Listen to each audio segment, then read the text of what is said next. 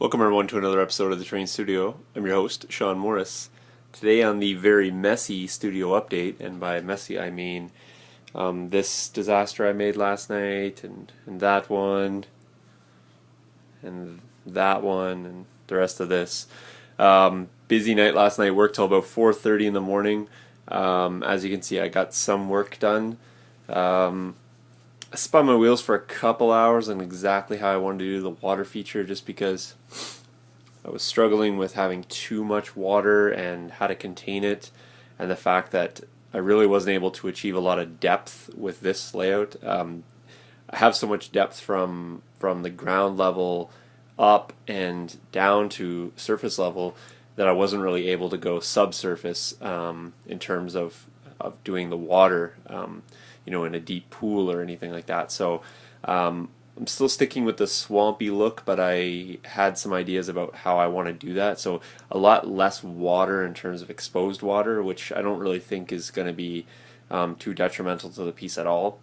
But really in enhancing the swampy type look, or excuse me, not really swamp, but more marshy, tall grass, that sort of stuff. So a lot of tufts and creating depth with mounds of earth instead of actually going down, sub level. So I went through a ton of foam. Like I said, I was spinning my wheels, cutting up pieces. This looks like a lot. It's really just two sheets of foam that I was attempting to do a bunch of stuff with, and I just knocked off a bunch of knobs as I was using the hot wire foam cutter, and they'll just go in a bag and be used for later, so it's not scrap. But in terms of the work itself, what did I do? So I finished up. Turn the lights on. I finished up kind of what I consider kind of the clean look. So this right here, this is more of a test than anything, but this is where the building's going to sit. Now the building's going to be not sort of stuck on when I ship it. So what I think I'm going to do is I'm going to do some small magnets just here, and the building's just going to clip in. But this sort of finished, this sort of dull coat plastic card is kind of the look I thought about doing, wrapping kind of as a veneer. So I'll see if that works, but maybe you guys can let me know. It's just very subtle, just kind of clean looking. I did the shaving here. This sort of slopes down really harshly.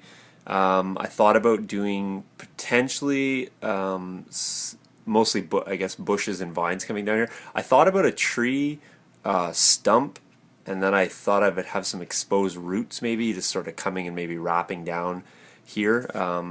To be determined, I guess. You guys can let me know, but this is very harsh. It comes down very steep, and that's intentional, just so I could bring the bushes kind of down and kind of box in this end.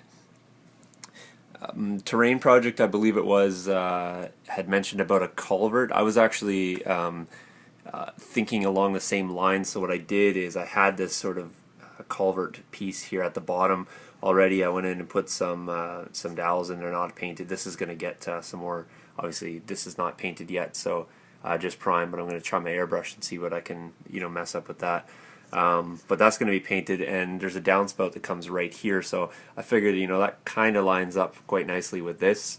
So this is going to kind of simulate that there's some sort of drain there, and then likewise over here there's a drain as well, and that's going to be a little more prevalent as kind of the feeder to this this swampy area. But here's the retaining wall. It's just in sections right now, so this thing here kind of removes a little piece that's bothering me. There we go. So I just put this foam in here as a way to sort of hide the large seam at the bottom of the rock wall, and that's going to give me a chance to kind of slope up to kind of create the road. So there's, for all intents and purposes, the outline of the road. Likewise, I did that here. There was as you remember, there was a little bit of a shim in there, so it created a little bit of a gap. But this now sort of blends around that and kind of gives me a way to slope near to the road. I fixed up this so it's now nice and level and even. I attached the spires on there, or the ballards, I guess. Just a little ornamentation there, a little bit there as well. This piece over here, like I said, it's just a flat wall, and then, like I said, I incorporated the culvert. And then this was the piece that gave me the most trouble last night. It was very hard to get this particular angle, and then it sort of feeds into this a little bit to give it a little bit of structure. So this took a while. I know it looks very simple, but for some reason at 3 o'clock in the morning it was much more complicated than it needed to be. But so I finished up that and just sort of finishes this edge off. So kind of give you the above look. It's kind of where we're at right now.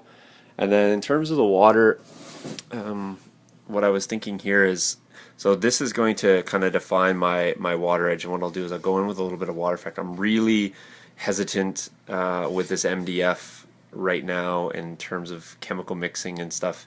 Apprehensive, I guess, would be a better word, based on the snow effect. So with the murky sort of water, I don't think I'll get any sort of discoloration. If I do, it's probably just going to add to the effect. But I think what I'll end up doing is just putting a bead of water effect in along, and I may do a temporary wax paper cap here. I'd like to have some exposed water just to indicate that it is flowing off the table. But I wrap these sections with this weather stripping here. I like this stuff because it's really easy to put down, and it adheres itself. So what I think I'm going to do now is I'm going to come in and I'm going to wrap this all in plaster cloth, just to kind of give this a more sort of subtle and gradual effect. The plaster cloth will give me a little bit of protection on the MDF as well. If I see any discoloration, I'll be able to hopefully cover that up before I start laying anything else down in there. But like I said, I'm going to be using a lot of silver tufts and sort of stuff in here.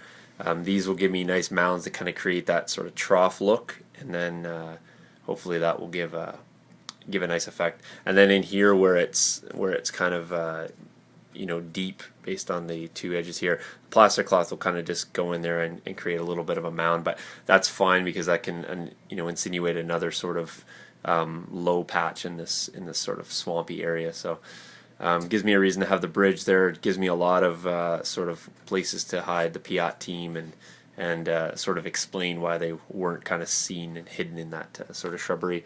And then I did just to tie it in, I did a sort of a higher point over here, and I think what I might do is I might have two trees just sticking up there, giving some height to this portion of the board so that the whole thing's not low. Over here I'm okay with it. It's kind of a focal point as well, but and then here, but here I might just raise that up to bring a little bit of depth to this end of the board, and then kind of bring it up to that just slightly above the bridge level. So that's what I got done last night, guys, and last night early this morning. Finished up about 4:30 this morning, so it's 11 o'clock now, so I'm back up. I gotta do some probably about an hour worth of cleaning and get myself sort of set back and situated to a fresh start. And then it's just going to be black base coats on the foam on the end here. And then what I'll do is I'll probably just base coat this stuff here before I put the plaster cloth on, just to kind of give it a little more rigidity, and then I'll start laying in everything else. So hopefully you guys are enjoying the project. I seen Canvas One commented, that's awesome. I love that guy's videos. I wish he did lots more, and it's cool that he's checking out my stuff. So other than that, guys, I appreciate the comments. Keep them coming, and check for more videos in the training studio. Thanks for watching. Cheers.